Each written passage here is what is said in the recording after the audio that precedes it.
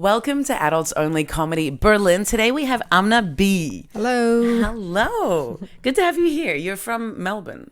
That's where I live, yeah. Yes. Yeah. How long have you lived in Melbourne? I have lived there on and off for, I guess, about 4 years. And Okay. I've lived in other parts of Australia as well. Okay. Yeah. What other parts? Alice Springs. For some reason, I felt like you were going to say something that wasn't just another city. Okay. Yeah. Well, it is another A city, weird but one. It is. It's a town. it's a town. Yeah. Like it's a really small population, right? Like 29,000 people. Yeah, that's tiny. Yeah, it's tiny. It's a desert town, so. Yeah, that's so Yeah. interesting. And what brought you? That was you went from Canada to Australia? Melbourne, yeah, Mhm. to Melbourne. And then after about 2 years in Melbourne, I moved to Alice Springs. Mm-hmm. And I was there for about a year, and then I traveled around Australia. Mm-hmm. I don't know if you know these places, but Bellingen in I've heard the name. these little hippie towns. Mm-hmm. And then I moved to Melbourne in the beginning of 2020. Mm-hmm. Great Yeah, time. Very good timing to pursue stand-up comedy. That's hilarious. Yes. A lot of people have those stories of like, and then I moved there, and then it was, Pandemic hit, yeah. And since then I've been there, and now I'm just traveling, and I'm in Berlin, and here we are. here we are. Exactly. Had you heard about the comedy scene in Berlin from other people? I had. They're like, oh, you're gonna love it. They've got a lot of artistic things happening, and including stand-up comedy, and I was excited to check it out. Nice, Yeah. nice. And you've been able to do comedy in lots of places, right? You were in Prague. Yeah, I was in Prague. I did some comedy there, since I've been in Berlin, people have been nice enough to let me on their shows, and yeah, it's a very happening scene here. Yeah, Yeah. it's fun. I'm glad you're seeing it. I'm always happy when, Melbourne people come across, and I need to turn off my screensaver. Melbourne people come across and see, how much there is happening here and how much stage time you can get. And, Yeah. and also how friendly the scene is. I think the scene is. I don't know. I don't want to push that on you. What do you think of the scene as people? Yeah, it's they're very helpful and connect you to other people, and quite quick to do that. Yeah, it's seems like quite a tight network of artists here and the expat community. Yeah, Yeah. exactly. I'm glad that you're having a positive experience. I'll be coming back to Melbourne. Yeah, hopefully. Well, no, I'm coming back for the comedy festival in March, April. so Awesome. I will Good be- times. Yes. Are you going to do Adelaide and Perth before then, or? The plan is I am applying for Adelaide. The thing is, I just got a job where I need to be in Bavaria 1 day a month, and if I'm doing Adelaide. I was thinking of doing Perth, but I was thinking, hey, let's just do Adelaide and then Melbourne to start with, because it'll be my first festival run as well. So I've done my solo in lots of I've done my solo quite a bit in Berlin, and done sort of like headline long sets in other cities like Amsterdam and in Switzerland, and then also did my solo in Prague. But I haven't actually done a festival run, so I was yeah. like, let's just do two. Like two's already a lot back to back. That would be quite an intense experience, just doing the two for your first festival runs. Exactly. I think two's already like, okay, that's a lot. And I think I was thinking about pushing, Perth into the front of it, but I was like, let's slowly. But then also I'm not even sure if I'm going to be able to do, like Melbourne I have to do because my family's there. Adelaide is less important for me. I do have family there, but They're also less important. they're also less important. as is Adelaide in general. Exactly. Well, sorry, Adelaide. Yes, no. Okay, maybe not. They know. They know. Exactly. But Melbourne I have to make, and it's just with this job, I just don't know if doing like a whole 6 to 8 weeks is going to be realistic, or if it's going to be just easier for me to get to Melbourne on either side of that day of filming that I do once a month. Okay. So, Yeah. yeah, because that thing is my new big money maker. So I'm like, okay. And that will fund your festival run. So. Also, well, I'm Yeah. seeing the festivals not as this is money. This is an investment in doing festivals and being able to be in Australia, seeing my family. I understand that money, they can be great money makers, but I'm not going in with that. They expectation. can be great money makers, but usually the hope is to not lose too much money. Exactly. Yeah. Like most people I know from Edinburgh, it's an investment in the experience and getting exposure, Yeah. and learning what it is Yeah. to do a festival, because like we don't realize these things, but it's like, okay, you can be doing spots, stand up, various sort of, you can get 5 minutes, 15 minutes, you get used to that. But for example, doing an hour is a whole different skill. It's as much of a skill as learning, how to do it. People don't talk about, hey, that's something you need to practice. It's not like you just do comedy long enough and then you can do an hour well. Yeah. No. No, and the thing is, I guess when I did my first festival run last year for Melbourne International Comedy Festival, I had no clue what was involved. Or Yeah. the longest I'd done before then was a 25-minute thing.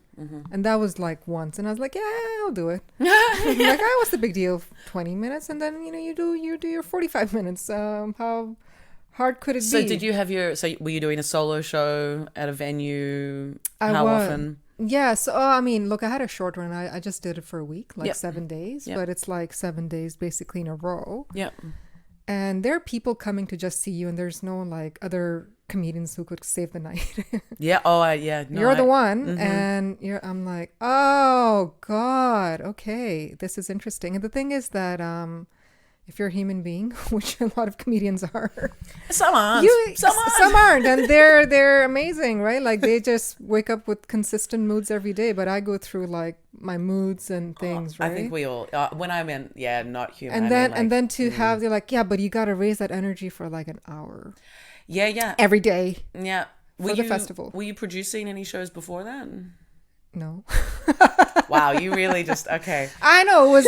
You're making me feel really confident about going. Oh no, I'm sorry. I think no. Please do. I think if it can help anybody just do really stupid things, I hope it helps them.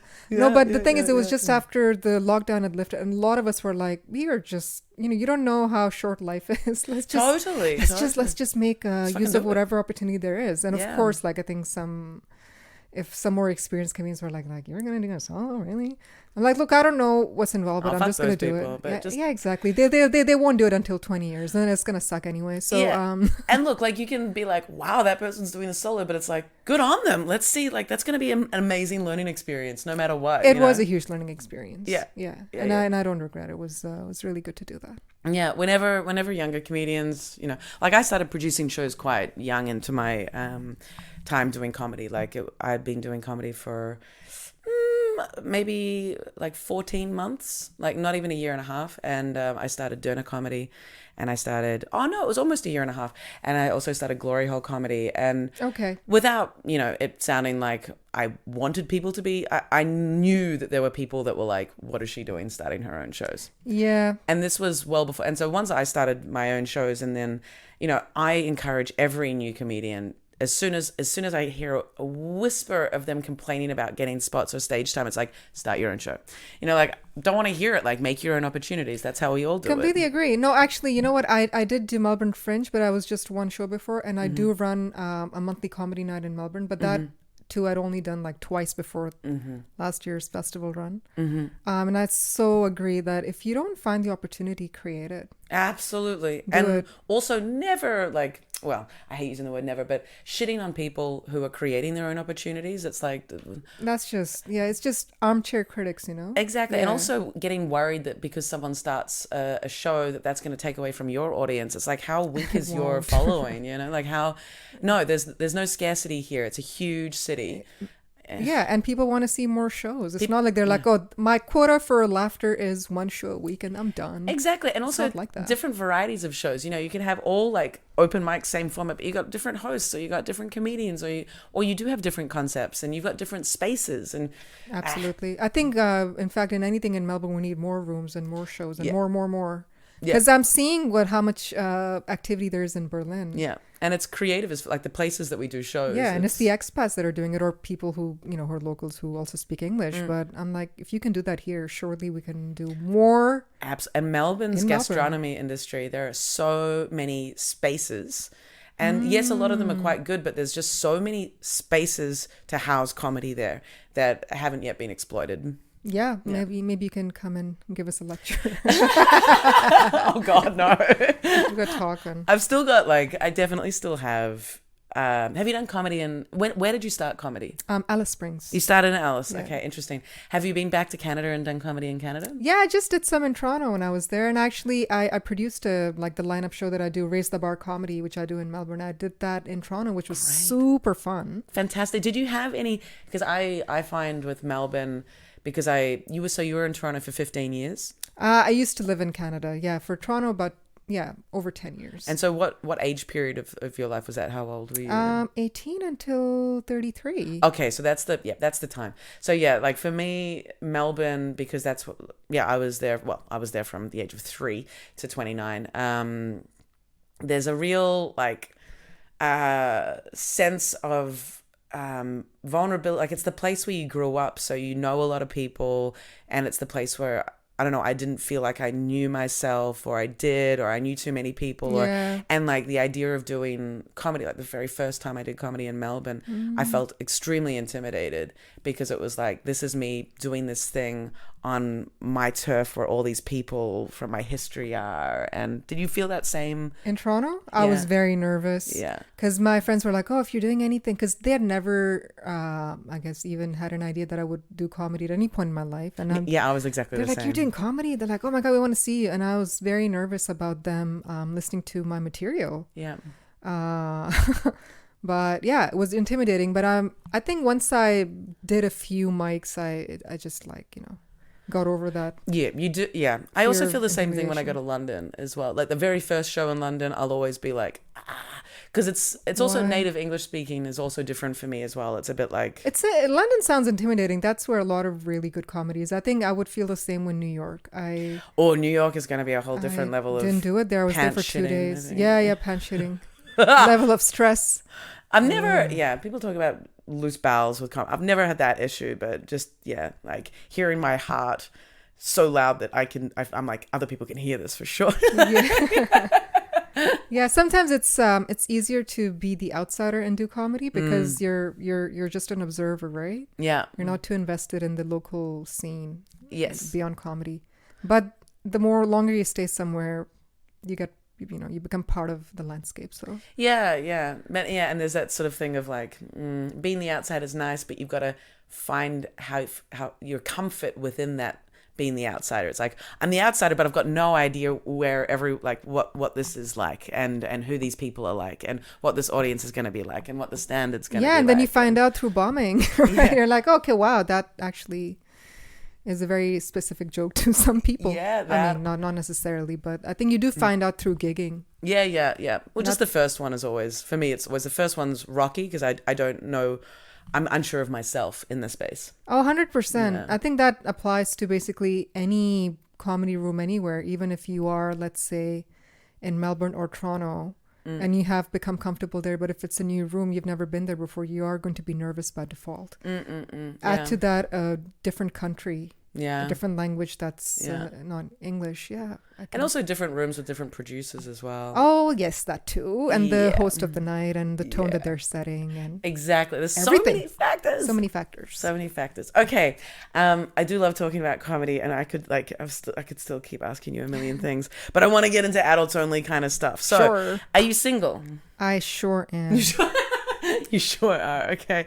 How long have you been single? Oh my God. So I used to be married. I got married when I was fairly young. I was 20. I just turned 24. That is young. Yeah, I know, it's stupid. How long had you been with the person? 6 months. We eloped. No. We did. We didn't have to. We just. You were like, this is fun. Yeah, well, no, we can do it. Sure, let's elope. So, I was married for 10 years. Wow. No kids. Hold on. You only knew each other for 6 months. You got married and then you stayed together for 10 years. Yeah, that was. So it wasn't stupid. A marathon. Well, I mean, I don't think anything happens accidentally, and I think. With relationships, even if we hadn't signed those official documents, I think it would have been one of those long stretched out kind of relationships. Mm-hmm. You say stretched out. It was stretched out. Why? I think we were really young. We were very immature emotionally. And yeah, I think we got along really well intellectually, like like really great intellectual compatibility, but in a lot of other ways, I don't know. There was like grudges and resentments, and you never talk about them, and you just let them build up, and then Communication, huh? yeah, just no idea how to communicate. So I'm just gonna talk about my part in it. Obviously, I save the blaming for my comedies. This is the mature me talking. Okay. So we split, and then I moved to Australia. Okay. Did you move to Australia because you felt like if you didn't leave, then you wouldn't be able to leave them? No, not at all. We were actually meant to move to Australia together, but he said, "Nah, I'm just gonna hang back." I'm like, "That's fine. I'm leaving." Interesting. Yeah. Okay. And how did you two meet? Oh God, we met online. You met online? Yeah, we met through like this. You look disgusted website. by that. I am very No, why ashamed though? at. Why is there shame? I Oh, don't. because it's how vulnerable do you want me to get? As vulnerable as you're comfortable getting. Well, we met on this like this like website for people from South Asia. Mm-hmm. We don't date in South Asia, you just get married. Yeah. So there's a website called basically marriage.com. Yeah. That's fine though, right? It's hilarious. No, but the thing is, my profile, I didn't have a picture. I don't know if I even had a It's the second person description. in a day that's told me that on their profile Really? they didn't even have a picture. Yeah, well, I mean, he was the only person I replied to, and as soon as we met, we were like, oh yeah, we're just gonna be together. It was like a meant to be. I'm just sad that the avenue for us meant to be was that awful website. Well, okay, so I want to unpack this a little bit. You were 24. 23 when I met him, yeah. 23. And when you got on the website, that was you going, I want to find a partner, long term. I want to find a husband, basically. That was your I was outlook? like, I've never been sure about anything when it comes to dating. I never know what I want or who I want or for how long. I think I was like, yeah, I'll just go make a profile and see how it goes. Okay. That's kind of my strategy in life for everything. Let's just take the first step and see Yeah, what happens and then next. and I was like, oh, this person, we're connecting. Yeah, let's go with that. Okay. And you were attracted to him, Yeah, he was very good looking. and he did well as well, given that he and like for and he got you. That's great. Yeah. It was all interesting. That's wow. Okay. Had you been dating before you went? Like, was it out of frustration with options that you went onto this? Sort of, maybe. I think because I'd had a string of I guess short-term dating relationships I'd had with different people, and each one more disappointing than the other. And I was like, you know what? I'm getting old. I need to settle down. 24. Maybe that wow. was one part in my head that was saying that. But yeah, definitely. I think that Was was. their family also echoing that? You know what? They weren't really, but I think I felt like this cultural pressure, even though honestly, I think if I'd waited for a few years, my family, they wouldn't have said a word. Because they live in Pakistan. So it's not like I was living with them. So when did you move to Toronto when you were 18? Yeah. So you left Pakistan, went to Toronto to study or something? Yeah, exactly. I moved to Canada to study. All right. Yeah. Interesting. And then 5 years of organic dating in Canada was frustrating, and you're like, marriage.com. Marriage.com. That's where it's at. I'm like, I'm going to put. It sounds so much simpler than all of this shit we have Well, these we days. didn't have Tinder or anything back then, right? Yeah. I think back then they had, what did white people have? Match.com or ChristianSingles.com? Yeah. Well, the only websites that I accessed in my before dating app started was the only websites were adultmatchmaker.com. Okay. And Red Ashley Hot Madison. Pie. Oh, there was Madison. Ashley Madison for married people who want to have affairs. Yeah, that's right. I forgot about that one. So it was really for nefarious purposes, the websites. They weren't really Yeah. for actual people looking for And I partners. think that's why the shame is still attached to it. Maybe that's what it is. It's like, oh God, you went online. Because that started with desperation, or dishonest. Yes. Yeah. And now you don't want to be associated with either of those things. Yeah, for sure. I think people from comedy shows, I'm seeing less and less shame around it, and I don't feel any shame. Like I love, I'd say when I started comedy, I was always really surprised when people confidently were like, "Yeah, we met on Tinder," and it's like, that's so great that you don't feel any shame around. Like, we shouldn't feel shame around Well, it. now I don't. Maybe a tiny part of me still does, but to a great extent. I think it's very normalized. I know people who've met their, their long-term partners on dating apps, and Exactly. And I had like for quite a while I've held the belief that the time spent meeting the people, doing the swiping, doing the messaging, never equated to any solid connection. But then recently, things have changed a little bit in my life, and the two people that I have really nice connections with, it's not a relation. They're not boyfriend material, but I really enjoy spending time with them, and there's a good connection there. Two of them are from dating apps, and it's like, okay, maybe this does work. Like, maybe yeah, for sure. I was just ruling things out because there's a lot more people that I've met organically and that are like way worse than these guys. Well, see, there you go. I think those apps have a purpose, and people do find what they're looking for on them. So yeah. Yeah, I think, the thing is though, I think we discount the amount of work you need to put into it. But the thing is, there is work you need to put in, but just like in real life, you can go to 5 bars in one night and not see a single person you're chemically attracted to. Same with the swiping. You might not see anyone you're attracted to. Why do we have this expectation that we should be able to so quickly? I think that's a very good point. I mean, it's not like ordering fast food. Exactly. I think you have to be very patient when it comes to dating. Yeah. Especially if you want, a good connection that makes you feel good. You have to be willing to just put in the work and be patient. Just like with anything else, like with fitness, like with comedy, like with work, it's not going to happen instantly.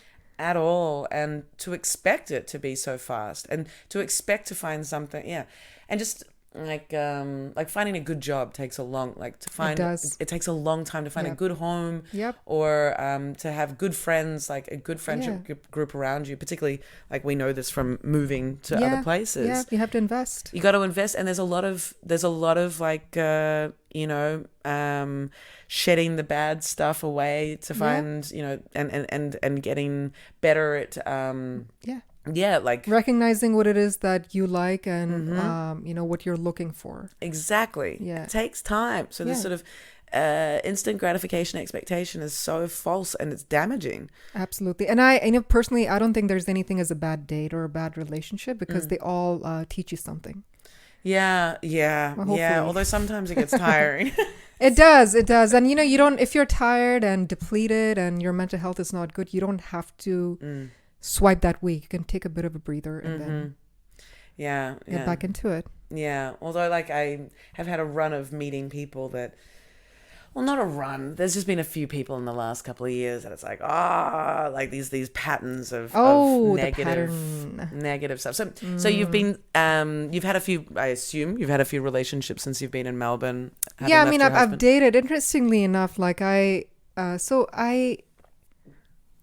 think it's just taken me a while. I think especially after my divorce, I've been very much into kind of figuring out what I want as a human being and where my place is in this universe, and not just like, I'm single, I need to go meet somebody. So it's just been like a bigger inquiry into, why I'm here on this planet. Yeah.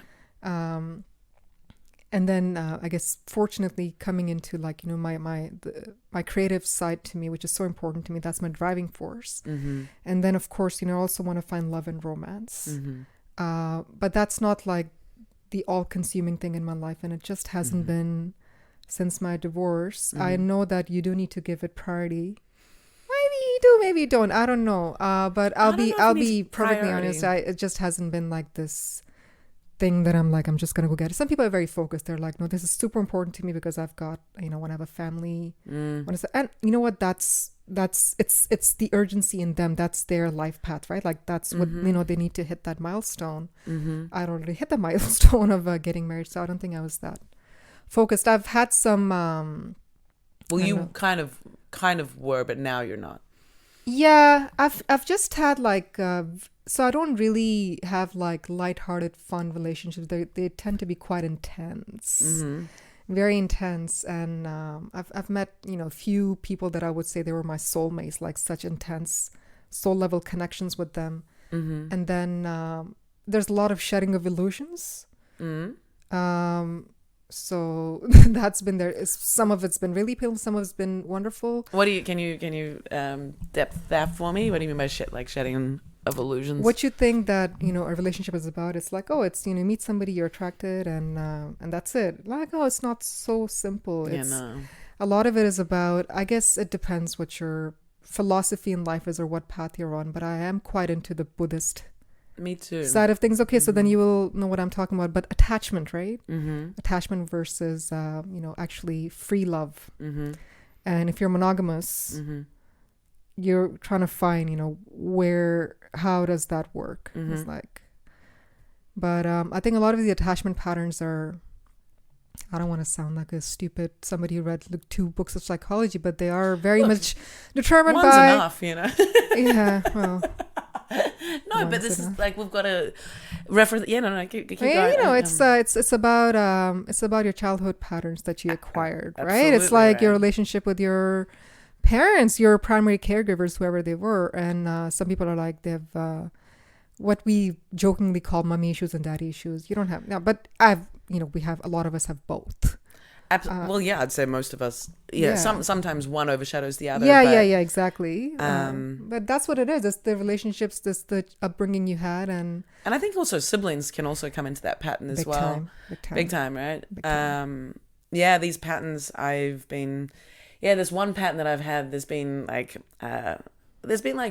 3 prominent narcissists that I've really fallen for Oh, they're so charming. in the last 3, let's say, well, my ex-husband, so I'm also divorced. Oh, Yeah. yeah. First ladies club here. That's right, baby.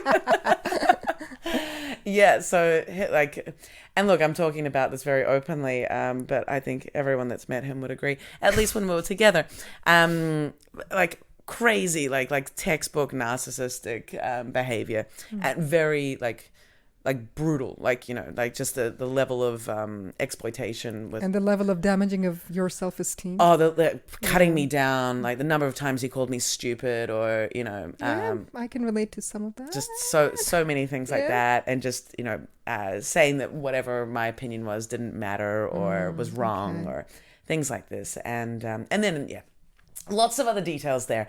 But then there's been several other very prominent people that I've really fallen for. Mainly 2 that I've really, and one that's quite recent that I just 2 days ago I finally blocked and unfollowed because I was Well just done. like, yes, thank you, but I still need to do the work in here because it's shocking me how much, like, I got out from another one like maybe a year ago or a bit longer, got out of those clutches, but like. But it's crazy how long I'm in that and I'm not seeing the fucked upness. It's still, this most recent one's been quite quick, but it's still shocking me how much I still I get drawn into these people that are, and it's what they do, right? Narcissists are charming, and they Look, you get, and it's not just their narcissistic traits. They have a lot of other qualities that are very compatible with us, right? And, yes. there is that innate chemical attraction, which is the killer, Exactly. and that is so hard to change. So go easy on yourself. It's very challenging. Yeah, it's like my friends are very supportive. My parents, my mom's really supportive parents, stepdad as well. But yeah, my mom keeps saying like, another one, Anna. Like, you need to look at these patterns. Like, why are you attracted to this, and how are you attracting it? And it's been, and yeah, this most recent one has just been like it took me like 3 weeks to realize that he was like on 2 occasions just like blatantly insulting me. Okay. But I didn't hear it like that. Yeah, you didn't pick it. You're like, oh, yeah. I think the main thing is that it's just kind of, for me in those patterns, it's just been this part of my brain or personality takes over where I'm justifying every stupid thing that's coming out of the mud and seeing it in a neutral or positive way and being like, no, they didn't really mean it like that. Absolutely. Kind of giving them, I think it's giving them way more benefit of the doubt than they've earned. Completely. Yeah. And because I wonder, there's a few, okay, so there's like an offshoot point of this. It's like, and I don't like to make it always about gender, but but there is something in, I really try not to, and for the most time I prefer to say people, but I think they're Like last week, I had 3 instances in 2 days of men saying, "Oh, you're very aggressive today," and I'm Okay, like, yeah. "Mate, like, would you ever say that to a man? Like, would No, you?" if he wants to get punched. But it's like it's exactly, and it's like, but even if a dude's being aggressive, you're just like, It's just a like guy, he's just having, he's got no, he's like, testosterone, that's what men are like. yeah, he's just being, he's just being like that today. Oh, whatever. It's just Brett, whatever. But like, yeah, 3 men, and it was just because I was really just like getting shit done, and there was no meanness in anything. It was just very Okay. like, and then so I'm wondering how much. And I also had this aha recently that the reason why I am not so comfortable being dominant in the bedroom, there's a few reasons for it, but I think one of the ones that I'd never seen before was because in normal life, when I am bossy, that is an unattractive trait. And when, you know what I mean? And like, if I am, and the number of times in my younger years, if I am not in this position of like above everyone that's clear and earned, if I'm in any way authoritative, people are like, you're bossy and you're da-da-da-da, and it's this negative thing. So being bossy in the bedroom is very vulnerable for me because that's a space that I'm used to, like in that dynamic, I'm used to being rejected for that. And then, so these two things, so like being aggressive, being dominant, but then also, so this whole thing of men saying these fucking mean things and us giving them excuses, it's that whole thing of like not wanting to be too critical of someone and not wanting to, be taking it the worst way. And maybe I'm, if I react to that, then I'm mean in only hearing this. Do you know what I mean? Like, I totally understand what you're saying. yeah. Yeah. I think that also plays into it quite a lot. Yeah. And I mean, we're trained to be nice. I know it's very cliche to say that, but it's so true. We are trained to play along and be nice. Otherwise, you didn't get the attention and the love you wanted as a kid. Yeah, right. So that's just a lot of our training. Yeah. My two. So my patterns have been in the last, for my entire life, let's say, the patterns have been attracted to men who are very. I think I'm getting out of the pattern, but there's most recent. So narcissists, I think I'm getting out of the pattern, but there's still a few that like sneak in. And then there's a lot of them around too. There are. And the thing is, we can all have slightly narcissistic behaviors, but it's whether or not they're damaging, whether or not it's that unempathetic, manipulative. Yeah. Self-centered. Yeah. Because you can be a bit self-centered. You can, but like to be putting other people down around you. That's not cool. And to be exploiting people and not showing empathy. Yeah. Yeah, that's the worst. Oh my God. I didn't make you feel this way. You felt this way all on your own. I'm like, are you throwing Buddhist philosophy in my face, you fucking asshole? Yeah, it's like but it's also just wrong. Yeah, it's also very mean. It's like, you shouldn't really talk to anyone like that. Yeah. If someone's hurt. Oh, I recently just like had a very shitty falling out with a newer friend. And the thing, okay, I want to ask you about your relationship, like patterns or what, Sure. I want to get to that. But just on this topic, I haven't aired it yet. I had this and I just want to hear and I'm sure you'll agree, but I had my bike and this friend was there, male friend, and I was maneuvering the bike in a way, and I was really concentrating because I was like, if I turn it just the right angle, I'm not going to need to lift it. I'll just be able to whip it around and do this perfect turn. And as I'm angling it, he's like, oh, you need help? And he takes the bike out of my hands. Okay. Like he grabs it and he moves it. And I'm like, what are you doing? Right. I was like, what are you? And I was really excited to do this maneuver and I was really concentrated on it. And he literally like took over physically. He didn't just go, which can sometimes be annoying, but like, hey, like we can be big about it. When a man's like, oh, do you need help? It's like, oh, thank you, but I'm really okay. He physically took over in the situation. And I was like, what are you like, seriously? And he was like, I was just trying to help. I was like, you can ask, but do not just take over. He was like, oh, but I was just trying to help. Come on. I was like, I can't believe you just did that, dude. And he was like, oh, look, don't get so upset. You shouldn't be upset. And I was like, whoa. Are you just telling me that I shouldn't be upset? I'm like, let me explain to you. He's like, oh, no. Like, I don't know why you're so upset about this. Calm down. Just calm down. I'm like, are you telling me that I shouldn't be upset? And now you're telling me to calm down. I'm like, I can't even, like, I stop in the middle. I'm like, I can't even believe that you're, like, we need to break this down. Like, let me explain to you from the start. Just let me talk. And he's like, no, fuck that. He was like, he didn't say fuck. He's like, I can't deal with this. And he just left. And we were walking to get dinner. Okay. Yeah. And Okay. yeah, exactly. And I was just like, wow. That's very immature. It's extremely immature. Yeah. And since then, Why no did he contact. throw such a hissy fit? Just very odd.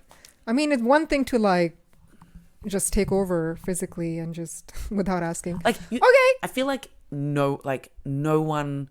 I feel like he would, and I don't want it to make it about gender, but he would never do that to a man. No, he probably wouldn't. Right? Just to take over. Probably wouldn't. Probably wouldn't. Probably wouldn't. One of my girlfriends, a friend who was also there at the scene, she was like, he would never have done that. He would never have just taken the bike out of a male friend's hands to like take over and do it for him. Unless he perceived that person to be weaker. Exactly. That's just what it is. It's just what it is. And it's like, and this guy has no idea.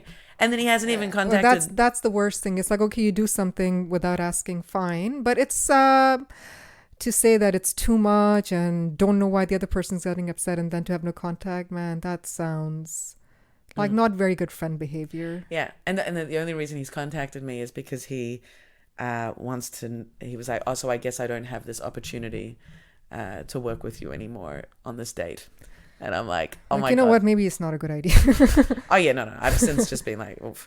But it's like, dude, like, you haven't even come back to me to be like, hey, I'm really sorry for what happened. Like, or at least just say, can we talk about it? Or at least say, okay, maybe don't even say I'm sorry. Just say, you know what? Let's talk about it because I'm confused as to what happened. Totally. At least just say that. But you know, he walked off. It's like, yeah. Okay, so all right, so a few different topics that have come up. So I want to hear about your. So you're saying that you have also been like looking at these patterns. And yeah, and I've joked about it. That I don't date people, I date patterns. Right. A lot of us do. I used to say I don't date people, I date addictions. Yeah, or projects. Or projects. Dude. Yeah, it's like, oh yeah, I can see all these issues in you, but I'm sure if I'm really caring and I hear you out, like that's all you need, like somebody to really listen to you. That's what you think subconsciously. I used to. Yeah. So being the therapist. Yeah, I will not. And it do just that. really doesn't help anybody. That was my other pattern. So it's narcissist, and then there's the. So I've had four. I've now had four. I've had now 4 men that when I've left them, they've threatened suicide. Oh gosh, okay. It hasn't been that drastic with me, but definitely people with addiction issues and self-harm issues. Yeah. But I'm also like, I don't know. I think I'm there's the avoidant. What's the other one? Anxious. Avoidant, anxious. So I think these are attachment styles for anyone who doesn't know. I haven't read the book, but I had someone like screenshot some. That's all you need. You need a meme to understand any of them. Like really. It's so avoidant. What's Anxious. the healthy one? Anxious. There's anxious, and then the healthy one is just the healthy one. Like positive. Yeah, just the good one. Yeah. So I am definitely anxious, but I can also, the anxiety can also play into me being avoidant. So anxious avoidant is flip side of the same coin, really. Yeah. So I attract avoidance because that's the anxious side. Once upon a time, a few years ago, I actually met this person, and he was like 10 years younger than me, and this was after my divorce. Just clarifying. And he was actually quite healthy, like probably the only person I've met, one of the few guys I've met who's actually been really healthy on the inside. Yeah. So, and that was like a revelation. I was with him for 6 months. He was a backpacker in Australia and he had to go back to UK where he lives. But I was like, oh, so this is what a healthy relationship feels like. So it was kind of like a glimpse into what it could be. Yeah. And the sex was actually, I don't want to sound cheesy, but it was healing. Yeah, no. As opposed to like, those fiery connections you have where, you're pounding. But it's like, I'm like, but a part of me is like, this does not feel very healing or like wholesome or healthy. Like, some parts of me are still closed off. With him, I was very honest to him about any kind of like blocks I had, or like he was I guess, spiritually inclined. So he, like, my use of language didn't freak him out or anything. Yeah. And he wasn't dismissive. He was very respectful. Another green flag with him was he never bitched about any of his exes. He was very respectful about them as well. Yeah, nice. And if I would get depressed, which I do when I'm in a relationship, because I'm like, oh God, so this is not ending. Oh no, this is contrary to my actually belief of like abandonment. This is really odd. And I was like, I'm depressed. He's like, yeah, it doesn't. I'm not taking it personally. It doesn't freak me out. It doesn't make me any less attracted to you. So that was really different. The fact that I was able to be honest with him and talk to him. Yeah. It's because he was just a healthy person on the inside. Yeah. But in stark... God, that's hard to find. I know. In stark contrast, the other actual patterns, which the karmic patterns, which you attract, I mean, you learn from them. I think one of the biggest giveaways is of how honest are you able to be with them about how you're feeling. Yeah. If you're not able to talk to them because, you're not going to get the response that's actually helpful, that's a red flag. Yeah, right. That's a good one. That's a good one. I recently read a in my You read another book? Stop reading stuff.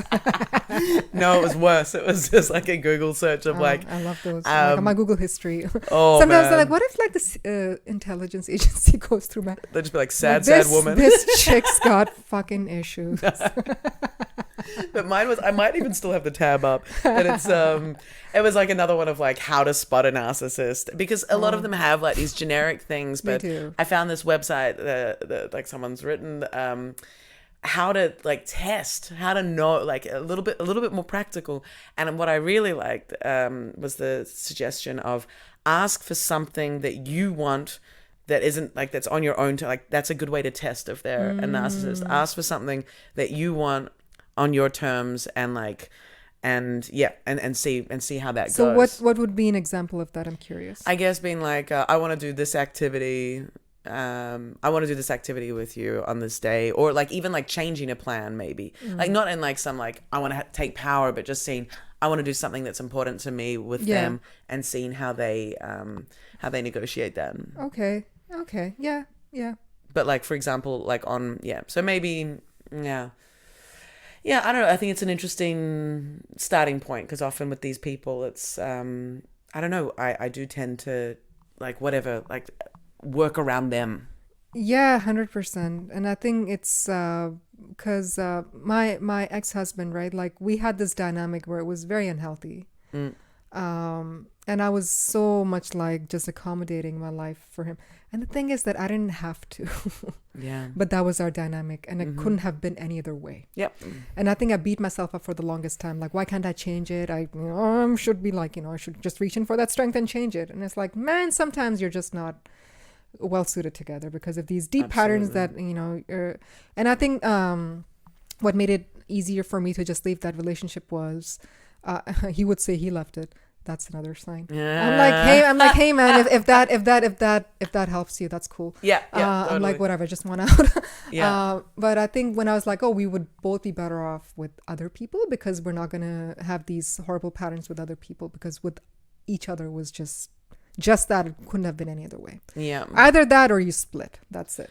Or there's work that happens on the other person's side. So when you're like, hey, I need to change this. That was not happening. Exactly. Was just and I was like, all right, that's a sign. That's a big in my face sign. Yeah.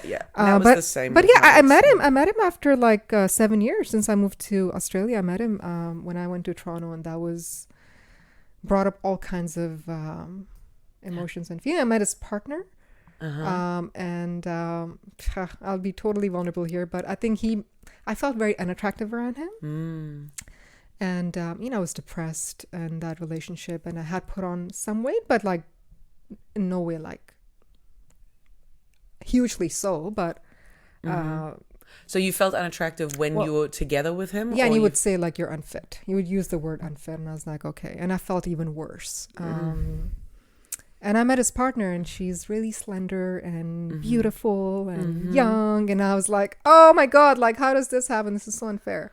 But it's so unfair. This is so unfair. But you don't know what the dynamic is like. Well, I don't know. I actually genuinely felt like, they were suited to each other. And then I was like, so some people are like, I don't think she has the exact same dynamic as the two of us did, because I had such deep insecurities. Mm-hmm. And that was my learning curve, you know. I think at that age, if I'd ended up with pretty much anyone, it would have been challenging, just because of where I was at in my life then. Interesting. I had a lot of different relationships in my 20s, and I had like lots of long ones, like 2 years, 3 years, 2 years, and my marriage was How long were you married?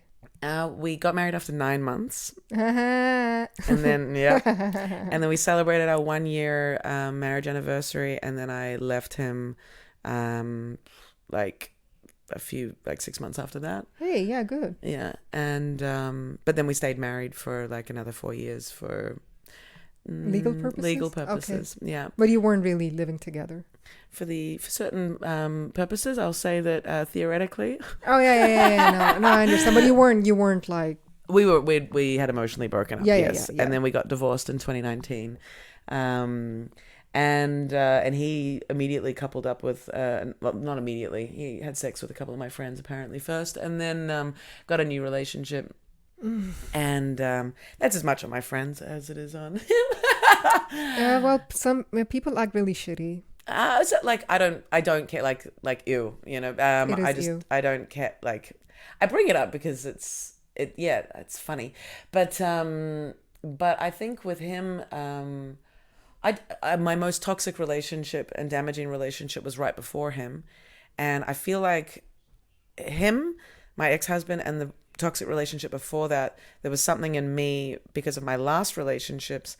I was feeling guilty, and I went into things where I was going to be treated badly somehow. No, I understand that. I get it. And I felt really guilty for like this beautiful relationship I had. I was not okay. I did not look after him, and after that I sunk into these relationships that were very kind of punishing yourself, really. Massively. And then I did a lot of healing. I had a relationship quite soon as when I arrived in Berlin. Oh, that's good. He really helped heal me, but then we created new traumas together. It was healing, and then he became his avoidant stuff really. And sometimes you're meant to be together for a certain period of time. And then it shouldn't have been anymore. But I'm wondering if I ever see my ex-husband again, how it will be. And I don't believe that the dynamic could ever have been anything. Like, we got together right before I moved to Berlin. Like, I left him, then I was in Melbourne. I came to Europe, decided I was going to move to Berlin, but was back in Melbourne, and then like a week before I left for Berlin, we got back, like we met and we got back together just immediately. And then I ended up like having to break it off again once I was in like Spain a week later. And and so I haven't seen him when I've gone back to Australia, and I don't know.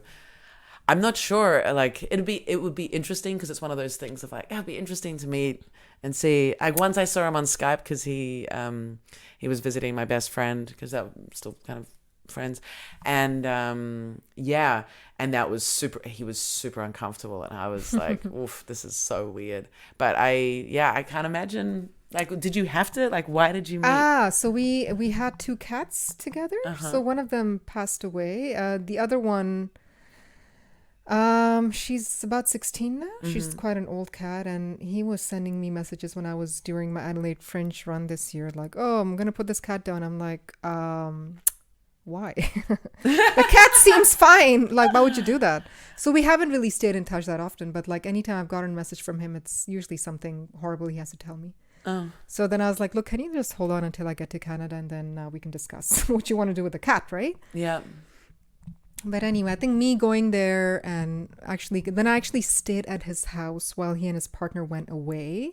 Oh, that's to look weird. After it was super weird, and they had their like coupled up pictures all over the place, and I was like, this is surreal. Like, what is happening? But I was with my cat. There's so material in that. You got a mind there's in there. There's a freaking like Bollywood movie in there or something. Yes. But I'm not proud of it. But the fridge, the side of the wall of the fridge was just full of like their Polaroid pictures, like couple shots, and that's not my style, but I got really sick of looking at it, so I just hung a garbage bag over it. I was like, I can't have my cereal and look at this every day. This is ridiculous. But yeah, Oh, it was God. very intense. Oh, that's so weird. It wasn't the happiest time in my vacation, but you know what? I got over it, and I think a part of me was still like very much attached to the comfort of the life that we had built together. We were together for 10 years, and we Yeah. got along really well on some levels, Yeah. right? So we had that. We could talk effortlessly for like hours about philosophical topics and Yeah. intellectual topics, Yeah. and it's super fun for both of us. But Yeah. other than that, there was none of that emotional intimacy. Yeah. So this journey, the last 3 months that I've been traveling, has been an exercise in letting go of that relationship as well, and just how much space it's occupied in my mind, and the fact Yeah. that I still have dreams about about us, not like our old life, but it's No. like But it's still just- very much a big yeah, part of your my history, psyche, your right? Because psyche, yeah. my brain was developing when I still met him, really. Yeah, for sure. So, But regardless, it's like 10 years. yeah, Is very, but yeah. Look, I still think even despite like the stuff that came up for me, I am glad I met him. We actually got high together, like the day before I was leaving Toronto. He was like, "Yeah, come see the cat one more time," and we actually got stoned and had a lovely chat. So it's complex. Love is complex. Yeah. Oh, yeah. You can have a horrible time with somebody because of the different dynamics you have, but their love is it's a pretty cool thing. It is. It's a big force, and if you commit to staying in that zone, no matter what's happening around you, like I feel like the healing can be done. I had a massive healing with my father when I was in Pakistan a few months ago. Never thought, my therapist was like, that never happens. I was like, I know all of you had written it off, but hey, Wow. if you stick to it, it can. I don't know. It can. It That's- cannot. I don't know. Yeah, but I'm glad it happened for me, right? So that's good for me to hear. yeah, We need to wrap up. I like It'll hearing. turn out a therapy session. Yeah, well, these often can become like that, but yeah, healing with dad. That's it's something I need. important. That's on my to-do list right now. And of course, And it's not a one-time thing. It's just it's a thing. but it's like yeah, I have to be the fucking bigger one and make it happen. But look Even after yourself though first. I'm not the one that. Well, Of course, yeah, it was never you. Yeah. Yeah, but that's super cool that you were able to do that and you had that Yeah, thank you. experience. That's so lovely to hear. And for anyone listening, healing with your father, that's that it can happen. That's you just see it in the movies and it's not very believable, but hearing Yeah, in the movie it happens within 60 minutes into the movie, but took me like 40 years. But yeah. possible. Are you 40? I am 40. Yeah. Okay. Yeah. Okay, I'm 35. Oh, I remember 35, so young. 35. Did I say that? Oh, you remember 35. Okay, yeah. I'm turning 36 in a couple of months, so. Good age. It's awesome. Yeah, I'm loving it. I'm really, yeah. Very good time in life. Very grateful and having a lot of, really figuring some shit out. Yeah, exactly. It's good. I love it. Yeah. Women are so empowered these days. It's just the best time to be a lady. It's fucking great, It huh? is amazing. Yes. It's great. I would like to do like another hour of this. This has been so much fun. Thank you so much for being Yeah, on thank you for the having pod. me. So much fun. How can people find you and your comedy? So Instagram, amna.bee.comedy. Beautiful. And you'll be back in Oz when? Going back there in October. And I hope to do Adelaide and Melbourne Comedy Festival. So Fuck yeah. tell your peeps. Tell your peeps. All right, guys, that has been so much fun. This has been Adults Only Comedy Berlin. See you next time. Thank you and goodbye. Bye. Bye.